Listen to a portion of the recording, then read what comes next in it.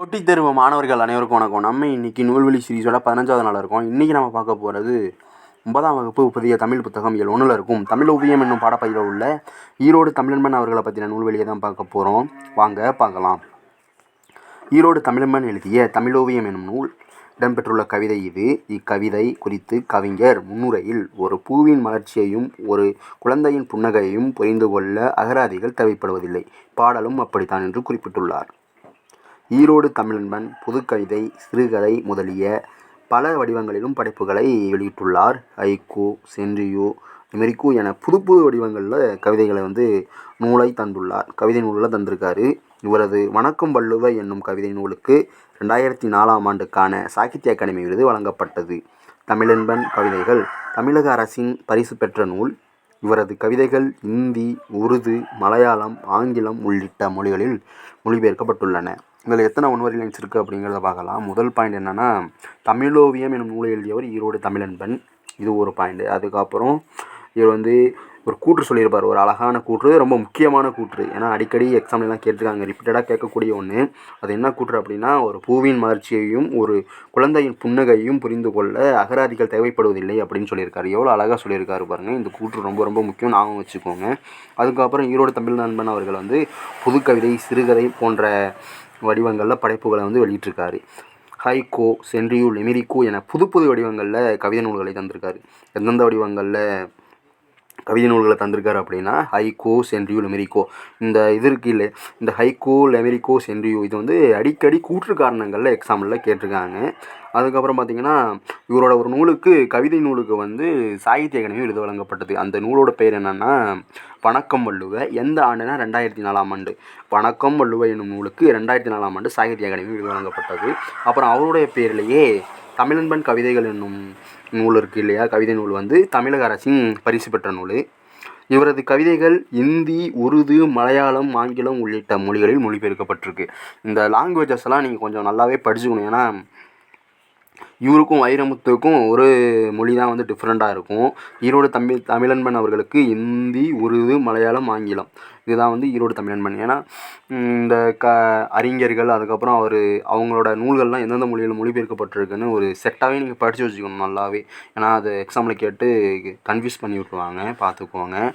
அடுத்ததான் நம்ம பார்க்க போகிறது 9ஆம் வகுப்பு புதிய தமிழ் புத்தகம் இயல் 1ல் இருக்கும் தமிழ் வீடு தூது என்னும் பாடப்பகுதியில் உள்ள நூல்வெளியை தான் பார்க்க போகிறோம். வாங்க பார்க்கலாம். தமிழ் சிற்றிலக்கிய வகைகளுள் தூது என்பதும் ஒன்று. இது வாயில் இலக்கியம், சந்து இலக்கியம் என்னும் வேறு பெயராலும் அழைக்கப்படுகின்றன. இது தலைவன் தலைவையருள் காதல் கொண்ட ஒருவர் மற்றொருவன்பால் செலுத்தும் அன்பை புலன்படுத்தி தம்முடைய கருத்திற்கு உடன்பட்டமைக்கு அறிகுறியாக மாலையை வாங்கி வருமாறு அன்னம் முதல் வண்டு ஈராக 10ஐயும் தூது விடுவதாக. எத்தனை ஒன்வரி லைன்ஸ் இருக்குது அப்படிங்கிறத பார்க்கலாம். முதலாவதாக தமிழ் சிற்றிலக்கிய வகைகளுள் ஒன்று தூது. இது ஒன்று. தமிழ் சிற்றிலக்கிய வகைகளில் ஒன்று தான் தூது. இது வாயில் இலக்கியம், சந்து இலக்கியம் என வேறு பெயரால் அழைக்கப்படுகிறது. இந்த தூதுக்கு 2 பெயர் இருக்குது. ஒன்று வாயில் இலக்கியம், இன்னொன்று சந்து இலக்கியம் என்னும் 2 பெயர் இருக்குது.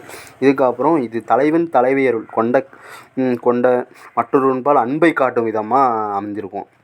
இது யார் மேலே காதல் கொண்ட பெண்ணொருத்தினா, மதுரை சொக்கநாதர் மீது காதல் கொண்ட பெண்ணொருத்தி தமிழையே தூது விடுவா. அதுதான் தமிழ் வீடு தூது அப்படின்னு சொல்லுவாங்க. இதில் அன்னம் முதல் வண்டு ஈராக 10ஐயும் தூது விடுவதாக சொல்லப்பட்டிருக்கு. கலிவெண்பாவால் ஏற்றப்பட்டது. இந்த தூது நூல் கலிவெண்பாவால் ஏற்றப்பட்டது. இது ரொம்ப ரொம்ப முக்கியம். இதில் 268 கன்னிகள் கொண்டிருக்கு. இதில் 268 கன்னிகள் இருக்குது. அதுக்கப்புறம் பார்த்திங்கன்னா, தமிழ் மொழியின் சிறப்பை குறிப்பிடும் சில கன்னிகள் இப்பாடப்பகுதியில் தந்திருக்காங்க அப்படின்னு சொல்லியிருக்காங்க. இந்நூலை முதல்ல பதிப்பித்தவங்க யார் அப்படின்னா 1930 உவேசா அவர்கள் தான் பதிப்பிச்சிருப்பாங்க. இந்த நூலோட ஆசிரியர் பெயர் யாருன்னு அறிய முடியலை அப்படின்னு சொல்லியிருக்காங்க. இது ரொம்ப ஈஸி தான் நமக்கு. ஏன்னா நூலோட ஆசிரியருக்கு நமக்கு படிக்க தேவை கிடையாது. 1930 உவேசா அவர்கள் பதிப்பிச்சிருப்பார் முதல்ல. அதுக்கப்புறம் இது தமிழ் சிற்றிலக்கிய வகைகளில் ஒன்று தூது அப்படின்னு சொல்லியிருக்காங்க. அது ஒன்று. இதுக்கு வாயில் இலக்கியம், சந்து இலக்கியம் அப்படின்னு சொல்லியிருக்காங்க.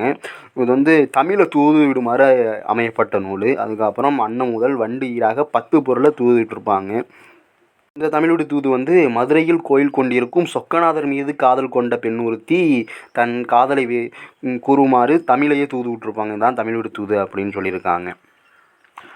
இது வரைக்கும் நம்ம பார்த்தது அப்படியே ஒரு ரிவிஷன் விட்டுறலாம். என்னென்ன முக்கியம் அப்படிங்கிற ஒரு முக்கியமான பாயிண்ட்டை மட்டும் பார்த்துடலாம். ஈரோடு தமிழன்பன் எழுதியது தமிழோவியம். இது ஒரு பாயிண்ட்டு. நம்ம முதல்ல பார்த்த நூல்வெளிக்கு சொல்கிறேன். அதுக்கப்புறம் பார்த்திங்கன்னா இவர் வந்து புது கவிதை, சிறுகதை முதலிய பல படைப்புகளை படைச்சிருக்காரு. எந்தெந்த புது புது வடிவங்களில் படைச்சிருக்காரு அப்படின்னா ஹைக்கூ, சென்ட்ரியூ, லெமிரிக்கோ. இவர் எழுதிய ஒரு நூலுக்காக சாகித்ய அகாடமி விருது வழங்கப்பட்டது. 2004ஆம் ஆண்டு வணக்கம் வள்ளுவ என்னும் நூலுக்காக சாகித்ய அகாடமி விருது வாங்கினார் ஈரோடு தமிழன்பன் அவர்கள். இவர் வந்து எந்தெந்த மொழியில் மொழிபெயர்க்கப்பட்டிருக்கு இவரோட கவிதைகள் அப்படின்னா இந்தி, உருது, மலையாளம், ஆங்கிலம் உள்ளிட்ட மொழிகளில் மொழிபெயர்க்கப்பட்டிருக்கு அப்படின்னு சொல்லியிருக்காங்க.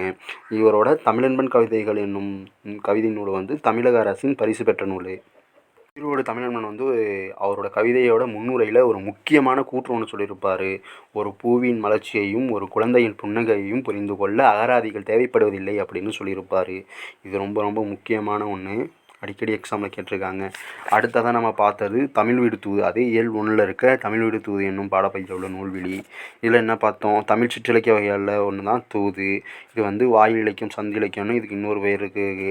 இதுக்கப்புறம் இது வந்து தலைவன் தலைவியர்கள் காதல் கொண்ட மற்றொரு என்பால் செலுத்தும் அன்பை வெளிப்படுத்தும் வகையில் வெளிப்பட்டு தான் இந்த தூது.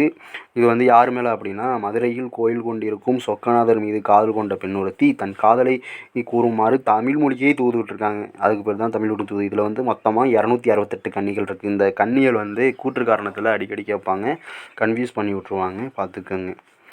தமிழின் சிறப்புகளை குறிப்பிடும் சில கன்னிகள் இப்பாடலில் இடம்பெற்றுள்ளன அப்படின்னு சொல்லியிருக்காங்க. இந்த நூலகோட ஆசிரியர் பேர் வந்து நம்மளால் அறிய முடியலை. 1930ல் உவேசா அவர்கள் முதல்ல இந்த நூலை பதிப்பிச்சிருக்காரு. இதே மாதிரி நம்ம ஹீரோ டிஎன்பிசி சேனலில் டெய்லியும் ரெகுலராக கிளாஸ் போயிட்டுருக்கு. நீங்கள் அதை பார்த்து பயனடையணுன்னா நம்ம சேனலை சப்ஸ்கிரைப் பண்ணிக்கோங்க. இன்னும் காலங்கள் போக போக நிறையா கிளாஸஸ் வர இருக்குது. டெய்லியும் பேசஸில் கிளாஸஸ், டெஸ்ட் சீரீஸ் எல்லாமே ஆரம்பிக்க போகிறோம். நம்ம சேனலை பார்த்து நீங்களும் பயன்பெறுங்க. இன்றைக்கி நம்ம 9ஆம் வகுப்பு இயல் 1ல் இருக்க நூல்வெளியை பார்த்தோம். நாளைக்கு நம்ம இயல் 2ல் இருக்க நூல்வெளியை பார்ப்போம். அதே போல் இப்போ நடந்த 2024 நடந்த குரூப் 2 எக்ஸாமில் ஒரு கொஸ்டின் கேட்டிருப்பாங்க. அந்த கொஸ்டினும் இந்த 9ஆம் வகுப்பு இயல் 1ல் இருக்க தமிழ் வீடு தூது என்னும் பாடப்பகுதியில் தான் அமைஞ்சிருக்கு. என்னன்னா 2 கன்னிகளைப் போல் 2 பூக்களை வைத்து துவக்கப்படும் மாலைக்கு கன்னி என்று பெயர். அதே போல் தமிழ் 2 அடிகள் கொண்ட எதுகையால் தொகுக்கப்படும் செய்யுள் வகை வந்து கன்னி. எதுகையால் இந்த கேட்டிருந்தாங்க இல்லையா, நான் அந்த கொஸ்டின் இருக்குன்னு சொன்னேன் இல்லையா, அது வந்து எதுகையால் தொகுக்கப்படும் செய்யுள் வகைக்கு வந்து கன்னி அப்படின்னு சொல்லியிருக்காங்க. இது வந்து இப்போ 2024 நடந்த குரூப் 2 எக்ஸாமில் கேட்டது. இதையும் அப்படியே பார்த்துக்கோங்க. நம்ம பார்த்த இந்த 2 நூல்வெளியுமே எக்ஸ்ட்ரா பாயிண்டோட சேர்த்து பார்த்துருக்கோம் இல்லையா, அந்த பாக்ஸ் கொஸ்டின். இதுவுமே ரொம்ப ரொம்ப முக்கியம். நன்றி, வணக்கம்.